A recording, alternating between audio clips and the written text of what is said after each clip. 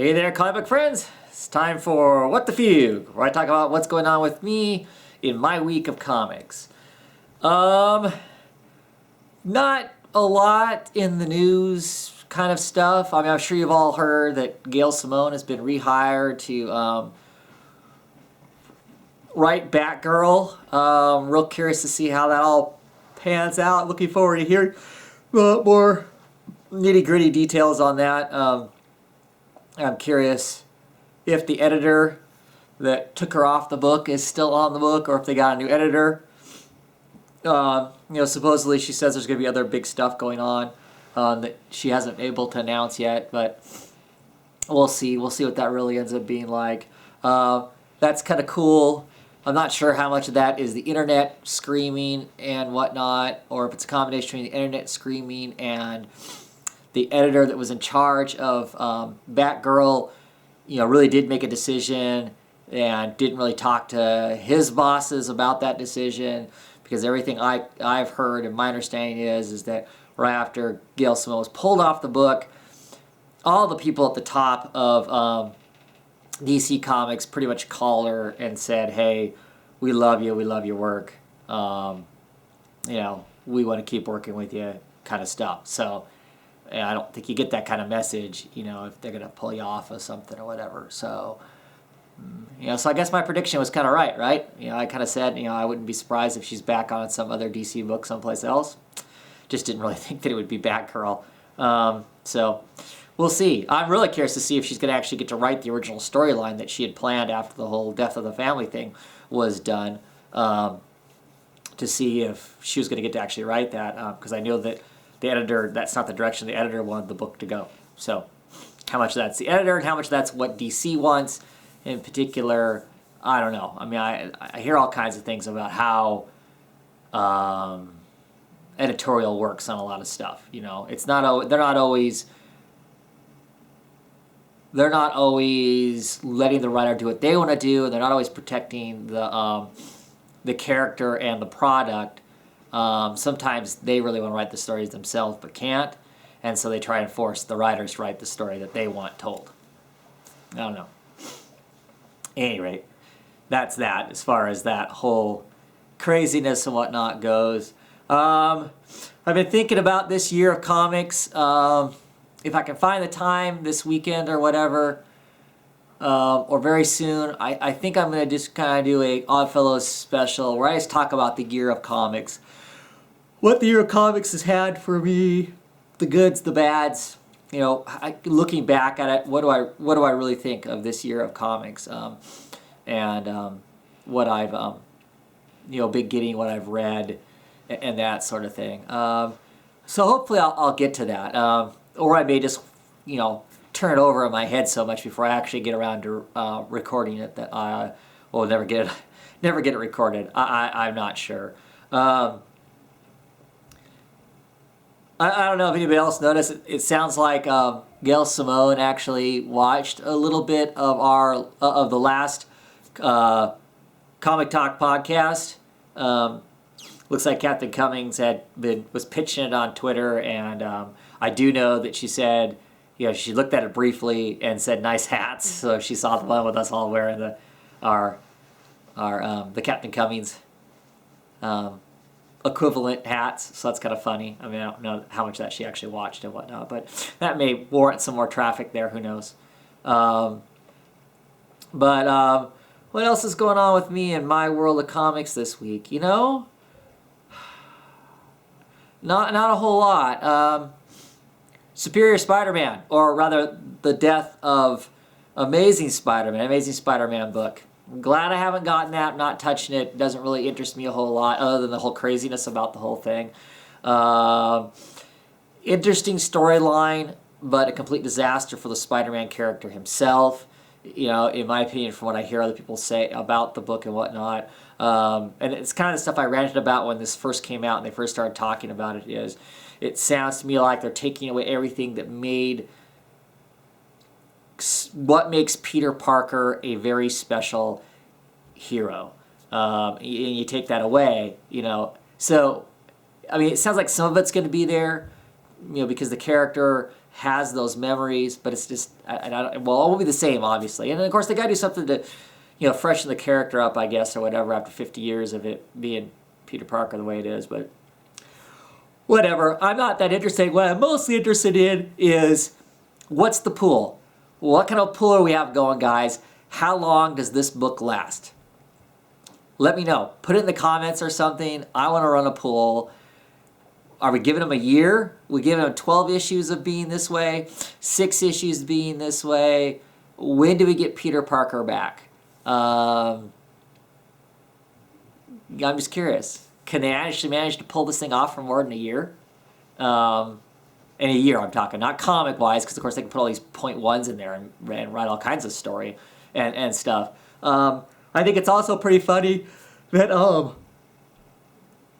it was Stan Lee's birthday, and Dan Slott tweeted Stan Lee, hey, happy birthday, here's this awesome 700 issue, and basically Stan Lee said, gee, thanks for giving me a dead Peter Parker on my birthday. Which is saying something. Because you think anything that makes money for Spider-Man, Stan Lee would probably be all about and whatnot. And certainly this is making money. I mean, it was a, $8 book? And Stan didn't sound too thrilled with it. I mean, he didn't outright say this is a disaster, but you could tell just by the statement that not too keen on it, I don't think. And I feel sorry for you guys. $8 on that comic. How many pages of it are just samples of all the other covers you could get? $8. I guess $8 for a slice of history. I don't know. Now I say that, I mean, I've spent $8 on books before, but usually they've got a binding on them. But whatever. It is what it is. But like I said, I'm real curious as to how long we think this is going to last. A year seems to be the comfortable thing that everybody throws out there. I don't know. I'm curious as to if there is enough people back away from this thing that here I'm yawning. It's been a long day off work. I'm curious if enough people back away from this if they shorten the stories up faster. But I don't know if people are going to back away with it. I'm sure there's a certain amount of people who are going to gravitate towards it because it's new. Certainly everybody's going to go out and buy the #1, just like everybody went out and bought the 700 issue. I won't. I'm going to see some Superior Spider-Man because I'm going to get probably some of the Avenging Spider-Man, and of course he's in that. But I don't really have a whole lot else going on news-wise, interest-wise, and whatnot. I kind of want, like I said, I want to do that year-end thing and looking to the future. Oh, something I did want to talk about. Doc and Howlett, a little while ago, one of his last videos was commenting on the fact about not really doing necessarily a New Year's resolution, but just about comic books kind of a thing, and about how he was going to focus and change some of his stuff and doing the Mylars and all the different stuff that he was talking about doing there and whatnot, and was asking people to do responses down below or do videos and whatnot. And maybe to some degree this is kind of my thing. I've been thinking about it since his video about what I want to do. I've been picking up some of the Marvel Now stuff and some of the first issues and whatnot. And some of the stories seem somewhat interesting, but I don't know that I want to spend the money that's involved there, because a lot of those books are $3.99. They're double shipped, and it's just a little too aggressive for my pocketbook. When I'm not super excited by any of the books I've checked out so far, even though I've been trying to pick up the #1 just to kind of see what's there. But I'm figuring with as fast as these things are shipping, with the double shipping and stuff like that, that they should be putting out a trade, like, I don't know what, every 3 or 4 months, a trade should come out. Not much longer, 6 months at the most. So thinking about all that stuff and whatnot, and I'm thinking about being a collector. I mean, obviously, I collect. I've got, way too many boxes of comics, like there is such a thing. But I've been thinking more about what do I want to collect and what do I want to read. I like to read a lot of stuff. I mean, you can see about how much stuff me and Ethan review and how much I review myself. I like to read a lot of books. I like to see a lot of books. But there's a question of, how much money am I spending on that and how much room do I have? Granted, a trade probably takes up just as much room as as singles do and whatnot, as far as space goes. I'm not going to go digital. That's just not going to happen. It would take very special circumstances for me to go digital. But like I said, I have been thinking about the difference between what I want to collect, what do I want to have every single floppy of, versus I just want to be able to read the story. Okay, unfortunately, I'm not someplace that I can go to the library and check out trade paperbacks of comics. My wife, the disembodied voice, and Ethan both work at the local library, and they've asked about it a couple times. And anytime they try to get trades in, somebody steals them, so they just quit doing it. They quit getting them because they really want to, but every time they do, they just keep getting stolen. So they're done. They've decided that they're not going to, they're not going to do that. So I can't just do that. So I want to read some of that stuff. I want to read the New Avengers, Hickman's New Avengers, but I don't want to buy the floppies, I've decided. So I think I'm going to start buying more trades. I really don't buy a lot of trades. Trades are something that I go for after I realize that I didn't get something that I wanted and I screwed up, and so I go back and pick it up in trades. Generally, anything I'm really interested in the past, I've always just collected the singles, the floppies. Partially due to the fact is if the singles sales aren't high enough, you'll never see the trade. If we had all got the first issue of Saga and went, ooh, this is cool, like we all did, and then we all went, I'm going to wait for the trade, and none of us bought the singles, we'd get that first trade, and that'd be it. There wouldn't be any more. The books have to sell. To some degree, some of those books are going to sell anyway. Spider-Man, that sort of stuff, they're going to sell because they're big enough characters. They're just going to generate enough. They're going to keep producing that stuff. But a lot of the off stuff, they're not going to, unless we buy the singles. So I'd rather spend my money on the things I really want to collect, as far as picking them up in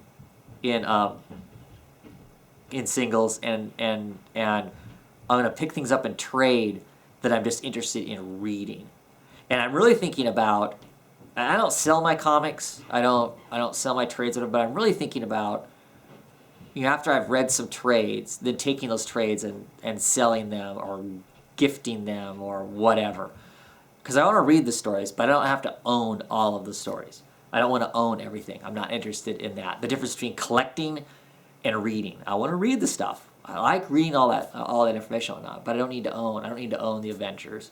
I don't feel like, and some of that other stuff. And then spend more of my monthly money on the singles that I don't think are going to make it unless people are buying them. Anyway, there's that. That's my thought on the whole, not New Year's resolution, but moving forward, maybe how I want to treat that and whatnot. Anyway, I'm starting to feel like I'm rambling now. And I'm sure there was something else I was going to talk about in the middle of that ramble, and then I forgot about it. So there you are.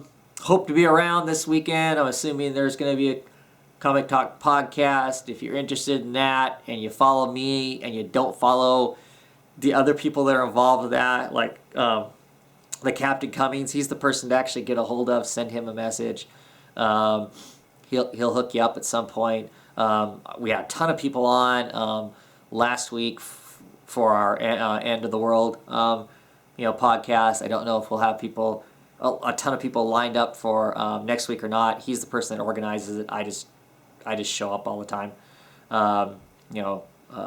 Constant Bromstar is another person. I think you can contact him and he'll kind of get you in contact with Phil, Captain Cummings, to get in on that if you were to get on that. I'm assuming that's going on this weekend. I haven't watched any videos since before Christmas, so if Captain Cummings is posted which day it is, if it's Friday or Saturday, I don't know yet. I'll have to figure that out.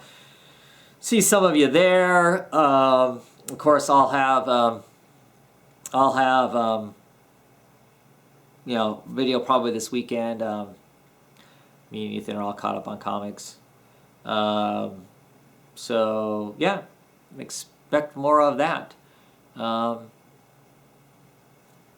That's it. Hope everybody else has had a good holiday week with their comics in there and whatnot. And I'll catch you later on in the weekend next week. Bye.